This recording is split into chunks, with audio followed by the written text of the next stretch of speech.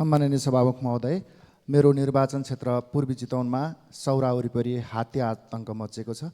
यही फागुन 25 गते रत्नगर नगरपालिका 7 मा खैरेनी नगरपालिका वडा नम्बर 9 घर भई हाल 7 मा आफन्तीको घरमा बस्दै आउनुभएका वर्ष 34 का सुरेश महतोको हात्तीको आक्रमणका कारणले गर्दा मृत्यु भएको छ। म उहाँको आत्माको चिर शान्तिको कामना गर्न चाहन्छु। साथै मध्यवर्ती क्षेत्र सौरा आसपास हात्ती आतंक मचिएको छ। निकुञ्ज प्रशासनले न निकुञ्जभित्रका जनावरहरूलाई जोगाउन सकेको छ, न आम नागरिक जोगाउन सकेको छ। 23 माघमा माकुना हात्तीको मृत्यु निकुञ्ज प्रशासनले मारेको थियो भने अहिले आम नागरिकले ज्यान गुमाउनु परेको छ।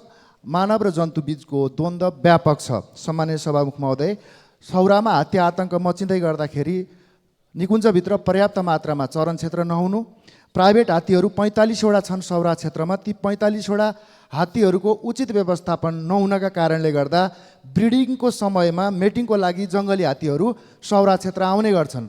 अहिले सौरावासी आम नागरिकले र व्यवसायीहरूले के भनेका छन् भने मध्यवर्ती क्षेत्र वरिपरि हात्ती ब्रिडिङ सेन्टर खोरसोर वरिपरि यी 45 वटा प्राइभेट हात्तीहरूको व्यवस्थापनका लागि व्यापक माग राखिरहेका छन्। म सम्बन्धित निकाय र सम्बन्धित मन्त्रालयको गम्भीर ध्यानाकर्षण गराउन चाहन्छु। साथै प्रवेश शुल्क, निकुञ्जको प्रवेश शुल्कका लागि पटक पटक मैले सदनमा समय अवधि लम्ब्याउने विषय उठाएको छु।